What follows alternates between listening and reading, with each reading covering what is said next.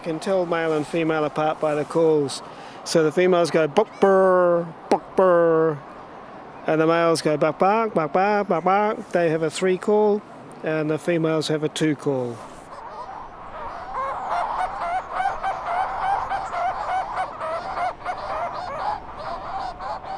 These are sounds from a special seabird colony, a colony of the Fairy Prions.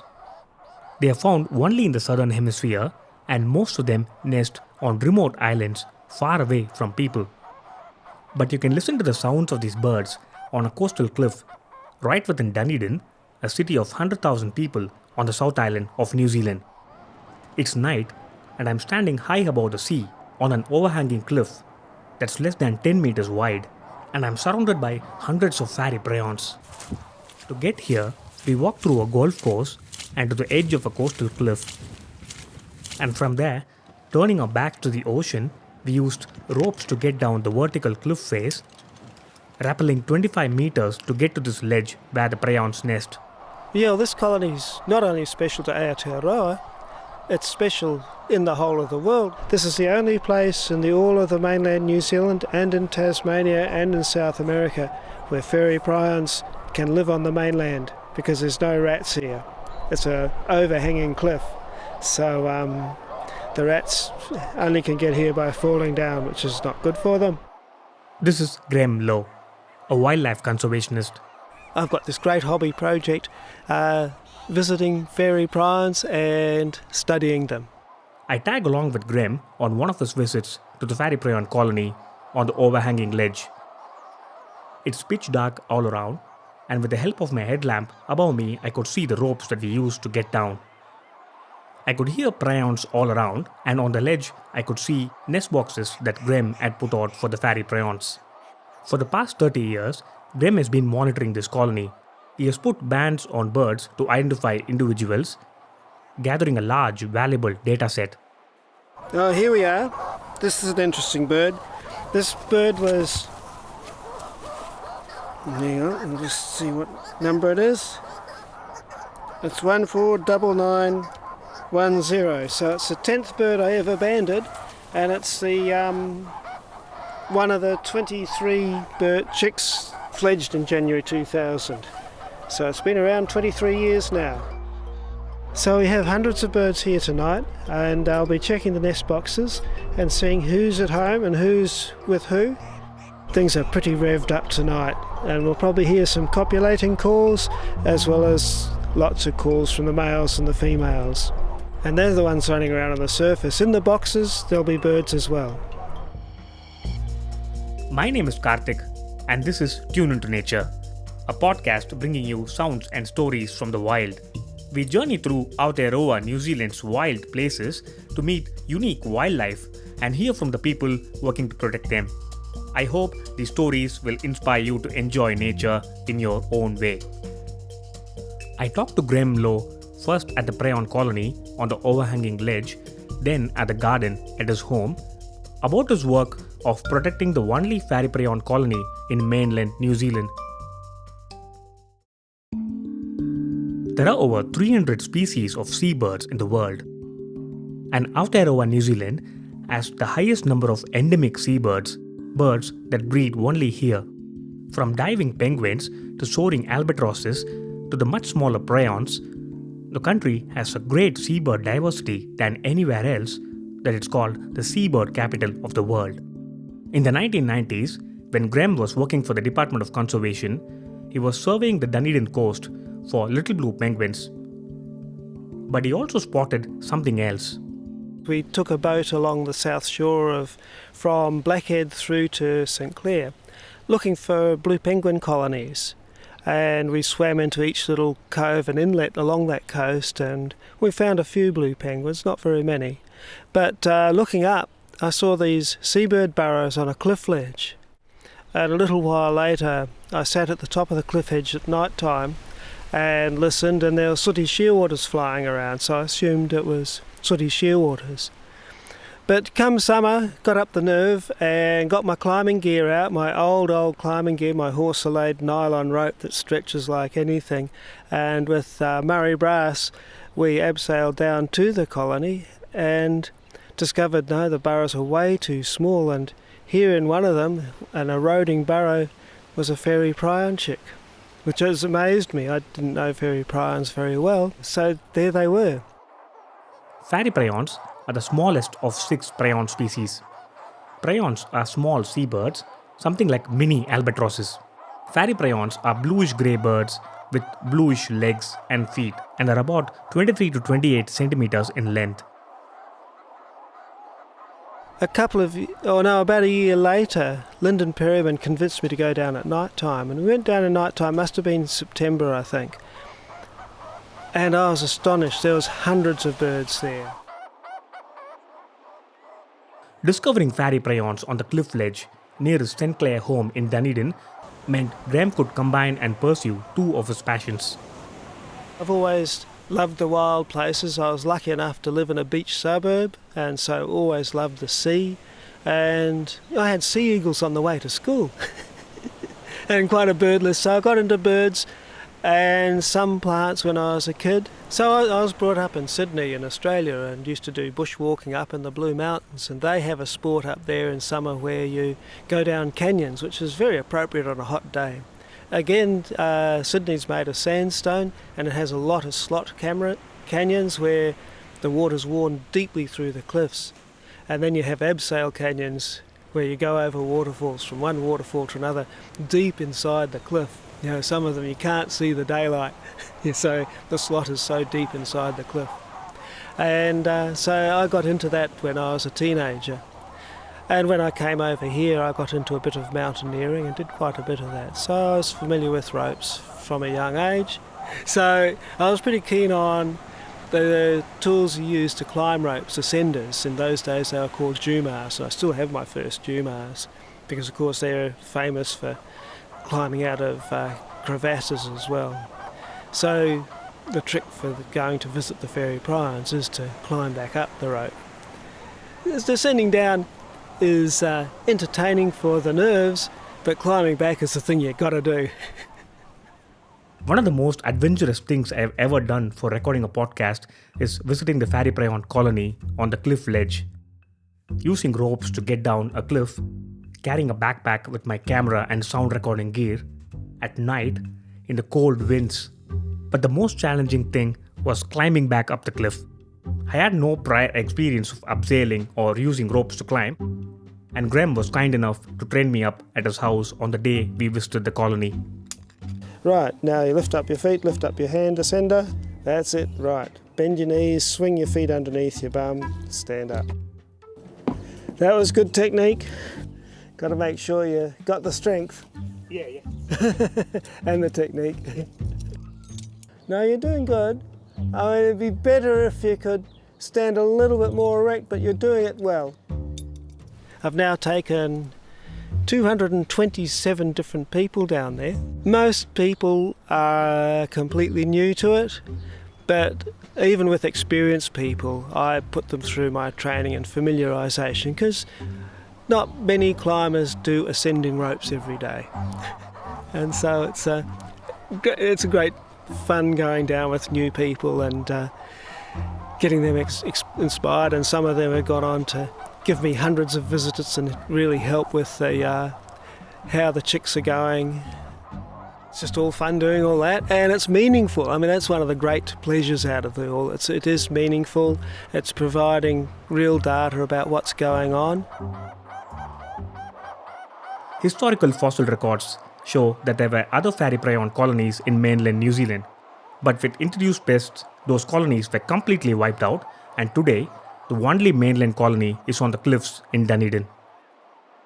So these cliffs are sandstone, a fairly young marine sandstone from the Miocene when most of New Zealand was underwater, and there must have been some land fairly nearby, but the sandstone has very few features in it. It's got some ledges in it, but it's featureless, unlike the volcanic country, which has always got cracks and hollows and ledges and things, which the rats and mice can get around on.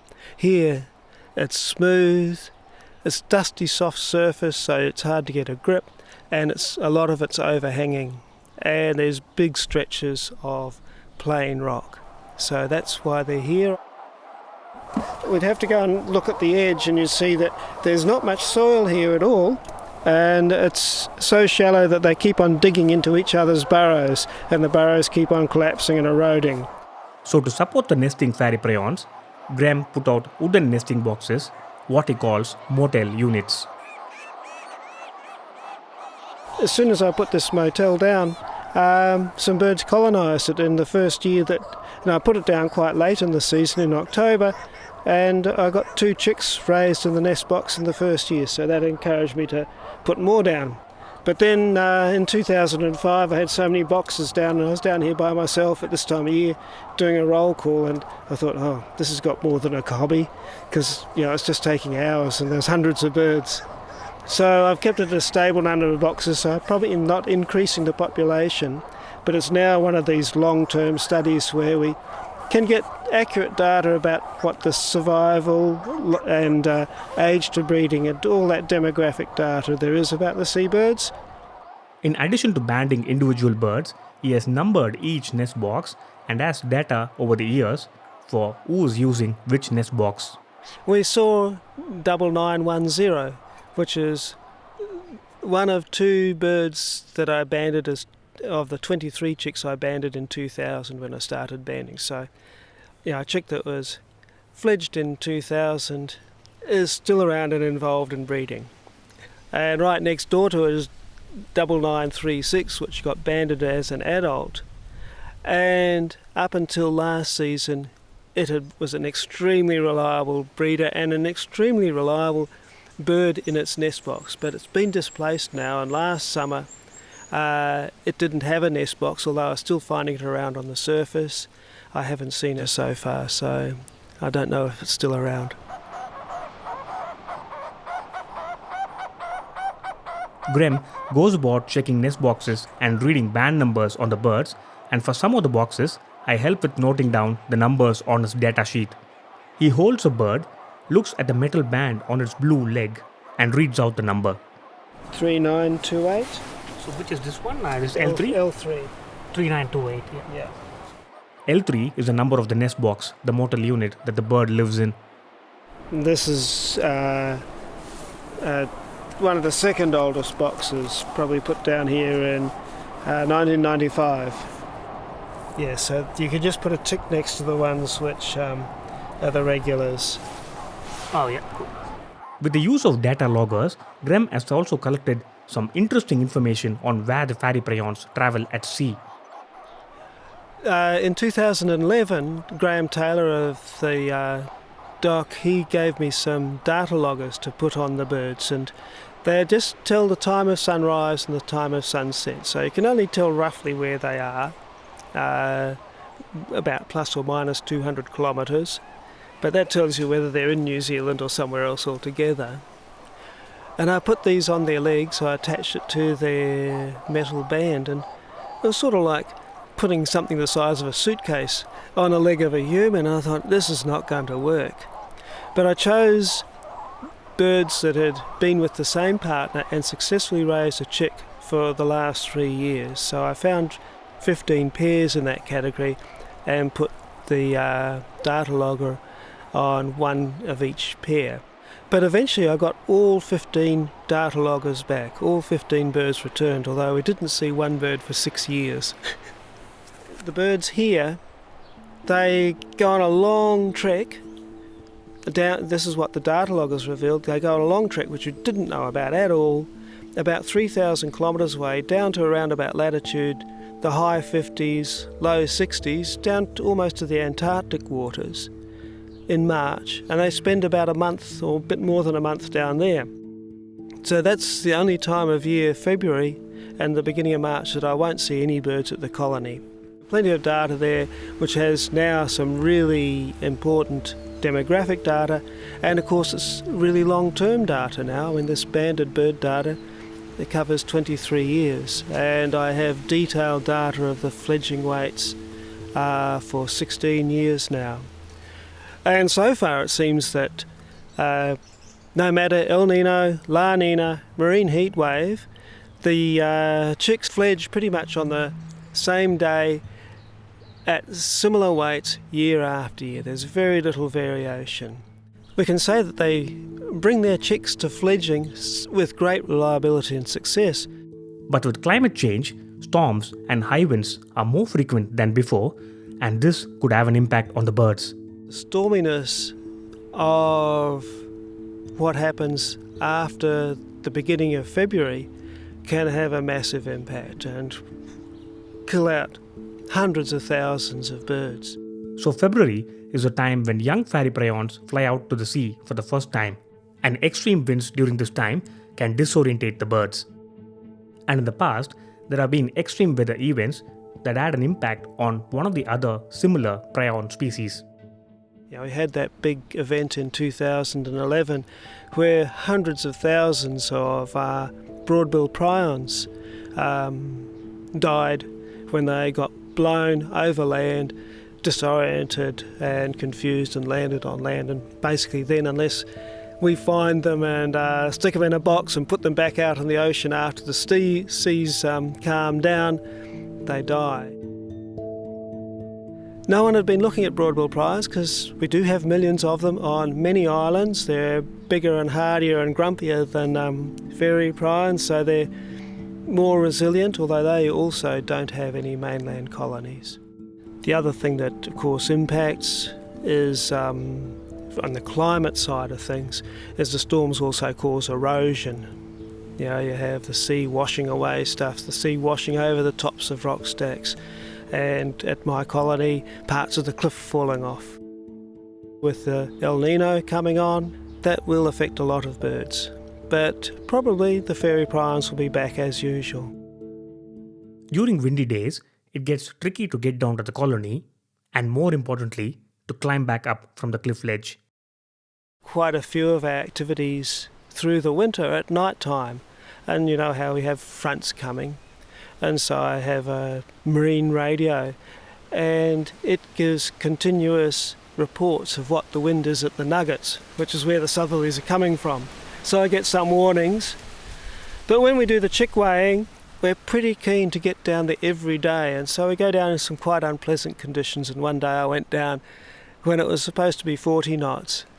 When I went over the edge, I thought, oh, this is a bit windy. And when I got to the bottom and tied my ropes so the ropes wouldn't blow up, which is something that has happened with one person, so I tied the ropes on, and when I came to go back up, there was so much wind pressure on the ropes I couldn't untie them. So I had to spend a night there, and it was pretty unpleasant. It was summer, but it was it must have been around about 70 knots. It really, I got up a couple of times during the night, and no, it hadn't eased. Prions were busy doing their stuff, and they were walking over me in the night, and I was lying on one of their nest boxes, and they were calling away in their nest box. So they weren't too bothered. And I now have quite a bit more gear, so if you have to spend a night out there and wait, you can in a bit more comfort. Yeah, so there was food and water down there, and there was a little bit of extra clothing. Because of course that's what a lot of people don't realise, is that when there's a bad weather event, sitting it out is an option. Might be unpleasant, but it's better than crossing a river that's rising and that sort of thing. This season, there are 70 fairy prion chicks in the nest boxes, and Graeme is working to put metal bands on these birds and checking their weights. He tells me that there are 19 chicks that weigh over 200 grams, which he thinks is exceptional and way more than last year. And from now on, these chicks will turn their fat into feathers and lose weight until they are ready to fly at around 124 grams. With the help of volunteers and other organizations, Graeme built a predator-proof fence on the top of the cliff. This would help create a larger nesting area, free of invasive pests. He's also installed a sound system that plays fairy prion calls, which could attract birds to nest in this new area. We built the fairy prion fence. We're up against it there because rats are still getting in somehow, and we haven't cracked that yet. But the fairy prion fence has proved to be very good for sooty shearwaters, so we're just about to see the return of the sooty shearwaters.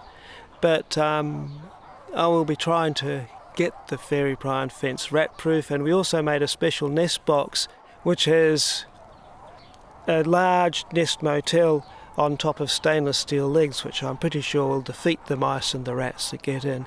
But so far we're not getting reliable returns to the sound system on that nest box, so the birds haven't discovered it yet, so we'll persist with that. Trying to get people to help me get the data written up, and I'm 68 now, so I won't be doing this forever.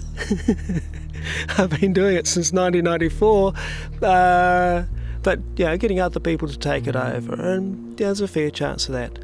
For example, Forest and Birds got the Bring Back the Seabirds project led by Francesca Cunningham, and she's been very much a regular supporter of this and assistant with this. When fairy prions do come to nest in this new area within the fence, this will be one of the most accessible places in the world where people can see these special seabirds. You're listening to Tune to Nature with me, Karthik. You can learn more about Graeme's work to protect the fairy prions. Please check out the links in the description. While I was on the cliff at night, I got a chance to film the fairy prions. So do check out these clips on the podcast's social media pages. There are links to this in the description. We will be back with more great stories about wildlife and nature, so please follow the podcast on your favorite listening app. And while you're there, please leave a rating. That would really help. The podcast is kindly supported by the New Zealand Lottery Grants Environment and Heritage Fund, administered by Te Tari Taiwhenua, the Department of Internal Affairs. Supported by Professor Nancy Longnecker, Science Communication, University of Otago, ORFM Dunedin, and Wild Dunedin, New Zealand Festival of Nature. Thanks for listening.